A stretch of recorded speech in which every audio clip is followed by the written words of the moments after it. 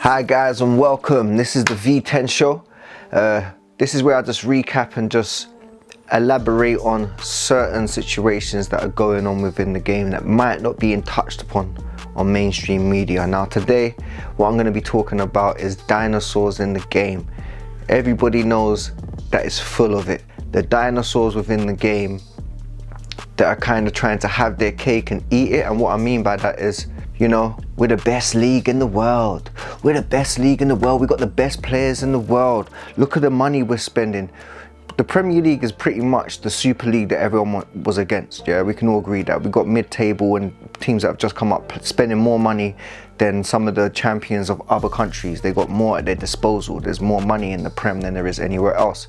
That's a whole other discussion. But the dinosaurs in the game, they want to reap the rewards of having all of our the foreign flair and the foreign management, the styles. These philosophies that come over here are not from the culture of England. They're from overseas cultures, right?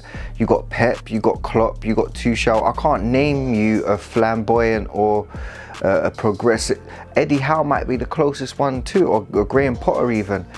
Those type of managers are the closest to it, but I wouldn't say that they are the main attraction of the Premier League. The dinosaurs within the game. Okay, so I saw a clip not too long ago. Richard Keys and Andy Gray, two legends of the Premier League, yeah? Two legends. And they was talking and reacting to Arsenal celebrating a win. Arsenal celebrating a win was their problem because it was Fulham. Now this, I don't think it should be the highlight of your analysis to be highlighting players celebrating a win against a team and a match that was difficult for them. It weren't easy. They went 1-0 down. Fulham was very organised, and in all honesty, Arsenal deserved to win the game. They came out victorious. They've won 3 games before this. They're not used to having great starts in the Premier League, so them beating Fulham is it's another one off the list. So they should celebrate it. Why shouldn't they celebrate it? So that for me was just a reflection of dinosaurs in the game, because these guys still think we're back in 1990, where you're just supposed to roll over Fulham, and if you celebrate it, they've got the right to target you like you're over celebrating like it's a cup final. I disagree with that. Fulham are a hard team. You've now made it 4 out of 4. They've got objectives, short term and long term in the club, and they've probably reached one of those, so they should all celebrate. That's part of team cohesion, team spirit, team togetherness, showing the fan spirit. And that's another thing. It's like, on one hand, they want to say they're not trying enough on the pitch. The fans have paid X amount to see these players play. There's no passion, da da da da da. But when you win and you show passion, you're criticised for it. So it's like you're damned if you do and you're damned if you don't. Let us know. Let me know in the comments if you think I'm rambling, am I talking nonsense? Or if you want to contribute something or ask a question, let me know. But for me, that was just another example of dinosaurs in the game. Another example of dinosaurs in the game, Richarlison for Tottenham playing against Nottingham Forest. And Nottingham Forest, another team that have been splashing out big. They got Lingard on 250. They spent out like 40 M's on Morgan Gibbs. Good player, by the way. They got good players there. They're a good team, good outfit. They've done very well against Tottenham.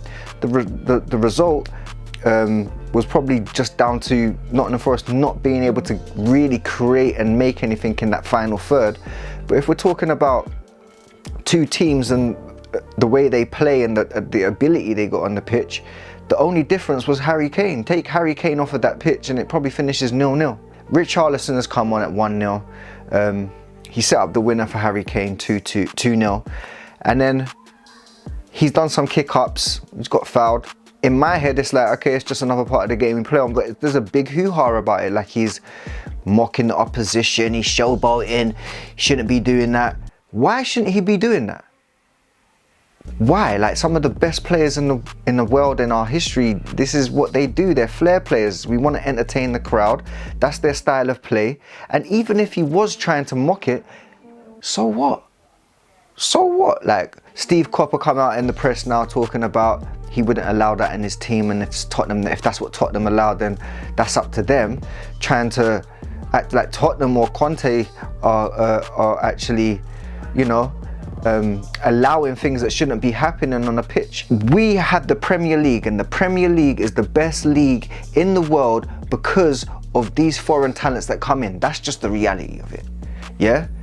Whether it's a manager, coach, style of play, player, the Premier League wouldn't be the best wouldn't be the best league in the world without these foreign talents you bring in. Brazilian flair has been a part of football history. Ronaldo, Ronaldinho, Rivaldo, Robinho, the list goes on. Like, this is what they do. Then you got Gary Neville, who was at Valencia and had an abysmal managerial career, And I'm not saying he's not necessarily a dinosaur, but I'm just talking about the English football culture.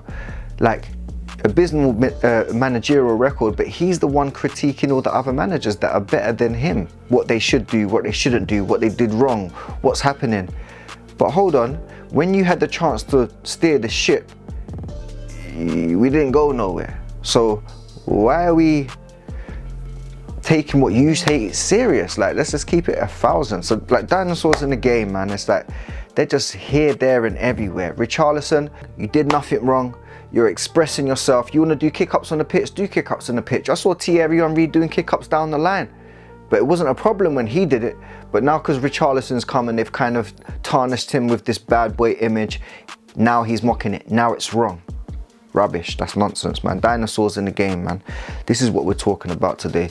How has an English manager never won the Premier League? How has the Premier League never had an English manager just won it? It's an English Premier League, but not one English manager has won it. So that got me to think, Russell, who are the English managers and how do we establish who good English managers are? Because Lampard, Gerrard got their jobs on the basis of their playing career. And I'm not saying that they can't manage, but I'm saying, why don't we see any other opportunities for other English managers? Like Graham Potter, he came out of nowhere. I need to do some research on him, but I'm sure that he worked his way up from the bottom. So it's like, we need to identify some type of process whereby we can identify and highlight people that are talented at being managers, because to be a great manager, you don't have to be a great player. So how do we highlight this? I mean, this stems down from elite all the way down to grassroots, because when you're looking at grassroots now, you look at non-league, over the top, squeeze them, push them, squeeze them in, da da da da. Not many of these people have a philosophy. Not many people want to play football, and I'm not saying football can be played one way, but there's not enough variation. Like, if you're a manager that wants to go long and is successful, I've got nothing against that. Sometimes going long ball is the right thing to do. However, there's not enough variation of managers that are given a chance to actually express their philosophy or a playing style. A lot of these people only care about winning.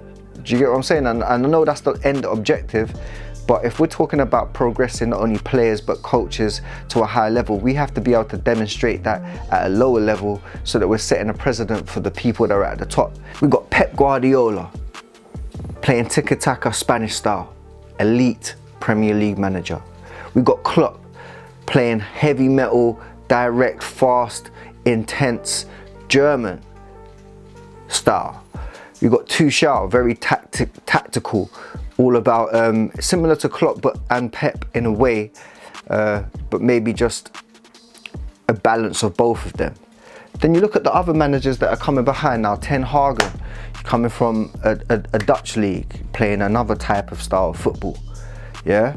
So what is the English identity in terms of style of football? And like, why do these dinosaurs feel like they're entitled to speak on things like players celebrating a game? We're in the most competitive league in the world, my friend. Like, if you win, celebrate that. Yeah. Why do we have these pundits that haven't achieved anything in managerial careers and have tainted personal lives commentating on other people? Why is it only Man United and Liverpool? The dinosaurs in football, we need to be able to change this and develop it, and you know, hopefully it can evolve, because yeah, I don't see much future for this anyway, man. But that's my say on this. This has been the V10 show, And this is where I just highlight things that the mainstream media are not gonna highlight. And today it was all about dinosaurs. If you've got any other examples of dinosaurs in the game, please comment, send them in, DM. I wanna hear from you. If you haven't, hope you enjoyed, and I'll be back with another one soon, yeah? Peace. Your fresh TV to the world, baby.